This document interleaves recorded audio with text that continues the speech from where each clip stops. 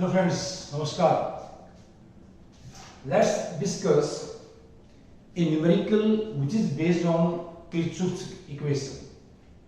देखिए प्लीज किसी भी न्यूमेरिकल को करते हुए हमें कुछ बातों का ध्यान रखना होता है, जिनमें से मुख्य बातें ये है। नंबर एक, पहले क्या है, आप जो भी स्टेटमेंट है, जो भी आपका न्यूमेरिकल का भाषा है, उसका जो पूछ रहा है उस बात को अपने ध्यान से पढ़ना है, बहुत ध्यान से पढ़ना है। केयरफुली कितने बार पढ़ना है? 2 बार या 3 बार पढ़ना है स्टेटमेंट को बड़े ध्यान से। फिर उसमें से क्या देखना है कि उसने हमें क्या क्या प्रोवाइड किया है, उसके अंदर जो डेटा है, न्यूमेरिकल जो डेटा, कौन कौन सी चीजें उसने दी है। फिर वो उसमें से क्या है, क्या क्या वो पूछ रहा है, उसका जो फिर लास्ट में एक चीज जो पूछेगा वो क्या है। फिर हमें ये देखना है कि ये जो हमारे पास डेटा दिया गया है और जो कुछ पूछा गया है ये किस टॉपिक से है और हमें कौन सा फार्मूला या इक्वेशन चाहिए। ठीक है, तो तभी हमें पता चलेगा जब हम क्या देखेंगे, जो चीज दी गई है, क्या क्या दिया गया ना, ठीक है, उसके अनुसार। फिर क्या है, हमने ध्यान रखना है यूनिट्स का। तो मेनली 4 बातें होगी। डेटा प्रोवाइड, जो क्वेश्चन पूछा गया है उसका क्या उसने पूछा है वो चीज, फिर उसके लिए कौन सा हमें इक्वेशन चाहिए, राइट। फिर उसमें यूनिट्स हमें जो यूज करने हैं वो ध्यान से यूज करने हैं। तो यहाँ पर हमारे पास क्या है, ये किरचॉफ्स इक्वेशन का एक न्यूमेरिकल है। इसमें क्या पूछ रहा है वो कि हमारे पास आइस है, उसको मेल्ट करते हैं। ठीक है, जैसे ये है आइस, सॉलिड हमारे पास आइस होगी, सॉलिड वाटर कह लीजिए आप, कह सकते हैं इसको, ये बनेगा आपके पास वाटर बनेगा, लिक्विड कह लीजिए आप। तो ये फ्यूजन प्रोसेस है, मेल्टिंग प्रोसेस है, और 1 एटमॉस्फेरिक प्रेशर के ऊपर यहाँ पर जो यहाँ पर डेल्टा एच की वैल्यू आती है, डेल्टा एच वो आता है 6 kilojoule mole inverse, mole inverse. Temperature हमारे पास क्या है, ये 273 के, मतलब 0 डिग्री सी कह लीजिए, और 0 डिग्री सी है, 0 डिग्री सी, क्योंकि टेम्परेचर हमेशा क्या है, कैलकुलेशन करते हुए केल्विन में लेना होता है। जब भी टेम्परेचर कहीं पर भी न्यूमेरिकल में यूज करना है, उसकी वैल्यू क्या हमेशा केल्विन में यूज करनी है। ओके प्लीज, ये है प्रेशर कितना है, P = 1 एटमॉस्फेरिक प्रेशर, राइट। फिर पूछ रहे कि अगर हम इसी प्रोसेस को 273 पर 253 केल्विन पर करें, ठीक है, if we do the same process with the fusion of ice at this temperature 253 K, what is the value of delta H, right please। तो डेल्टा एच हमारे पास क्या देख लीजिए, जो हायर टेम्परेचर 2 कर लीजिए, ये डेल्टा H2 है, ठीक है, और ये T2 है यहाँ पर हायर टेम्परेचर, क्लियर। ये हमारे पास डेल्टा H1 ये हमें निकालना है, ये पूछ रहा है, और ये क्या बन जाता है आपका, ये बन जाता है T1, ऐसे T1। उसने क्या दिया है, गिवन में क्या कर रहा है, गिवन और में क्या गिवन है, Cp हीट कैपेसिटी ऑफ हमारे पास क्या आइस, ठीक है, ये सॉलिड वाटर कह लीजिए, क्योंकि सॉलिड हमारे पास सॉलिड है।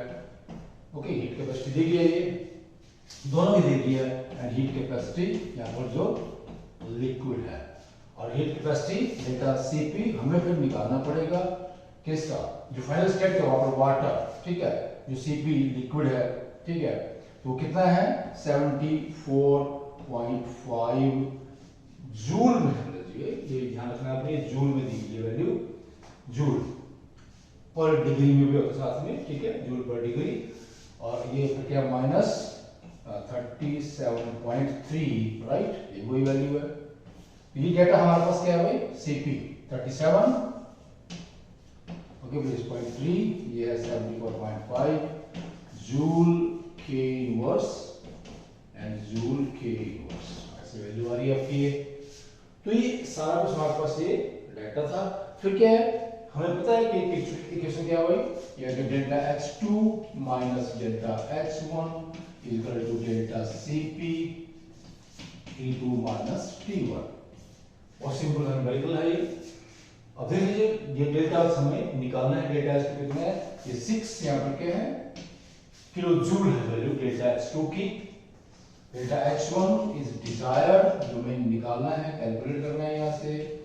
ये गया 37.2 37.2 और दोनों टेम्परेचर का डिफरेंस क्या आएगा, ठीक है, तो very simple 273 minus 253 20 into 20, right, into 20। देखिए प्लीज ये जो न्यूमेरिकल इसमें यूनिट्स क्या है, यहाँ पर जो डिफरेंस है ये किसका, प्रोडक्ट और रिएक्टेंट। इस केस में हम कहेंगे ये जो क्या है heat capacity of final state, heat capacity of initial state. तो इसमें जूल पर हमारे पास क्या है, डिग्री है, या इसमें लिखेंगे जूल के इनवर्स, किसमें के में है, तो के से के इनवर्स और के कट जाता है ऐसे, यहाँ पर कट जाएगा, क्या बचेगा, यहाँ पर वैल्यू आएगी, ये आती है आपकी 0.75 किलो जूल, हमें बदल देंगे, ठीक है, यहाँ पर ये इसको चेंज कर देंगे, इसमें किलो जूल में 1000 से डिवाइड करके, राइट, तो 0.75। अब हमें यहाँ से क्या निकालना है, डेल्टा H, तो delta H is equal to delta H1 is equal to 6 minus 0.75, तो आ जाएगा 5.25 kilo joule, right, kilo joule. तो यहाँ पर लो टेम्परेचर पर, अगर माइनस में डिग्री सेल्सियस में, -20 डिग्री सेल्सियस पर जो हमारे पास आइस है, राइट, तो उसका जो एंथैल्पी ऑफ फ्यूजन है वो घट जाता है, कितना रहता है, 5.25 किलो जूल है ये, instead of 6 kilo joule at 0 degree Celsius और एट 273 केल्विन। सो प्लीज दोबारा फिर मैं एक बार रिपीट कर दूं कि किसी भी न्यूमेरिकल को करने के लिए अगर आप ये ध्यान रखेंगे तो न्यूमेरिकल आपको बिल्कुल आसान लगेंगे और इनमें आपको पूरे नंबर भी मिलते हैं, और सब्जेक्ट के ऊपर भी आपकी क्या है, ग्रिप बढ़ जाती है। और ये न्यूमेरिकल हम करते क्यों है, क्योंकि बहुत सारा डेटा हमें जनरेट करना होता है और उस डेटा के हमारे पास बहुत से एप्लीकेशंस हैं, ठीक है, वो इंडस्ट्री में एप्लीकेशंस हैं, ठीक है, लाइफ में एप्लीकेशंस हैं, सभी जगह एप्लीकेशंस हैं, और साइंस में एप्लीकेशंस होते ही होते हैं, किसी भी डेटा के बिना डेटा कभी भी साइंस के आगे नहीं बढ़ सकती है। ओके बिल्कुल, देखिए हमारे पास क्या जो क्वेश्चन है ध्यान से पढ़ा, ठीक है, क्या क्या चीजें उसने प्रोवाइड की हैं, क्या वो मांग रहा है, क्या वो पूछ रहा है, ठीक है, तो ये जो डेटा दिया गया है किस फार्मूला में ये फिट बैठेगा, फिर हमने क्या है जो यूनिट्स होते हैं, ठीक है, तो अलग अलग कॉन्स्टेंट्स और वेरिएबल्स के जो कि फार्मूला में प्रेजेंट है, उन यूनिट्स को हमने क्या यूनिफॉर्म रखना होता है, एक जैसे रखना होता है, चाहे वो CGS है चाहे वो SI units. Okay please, thanks, नमस्कार।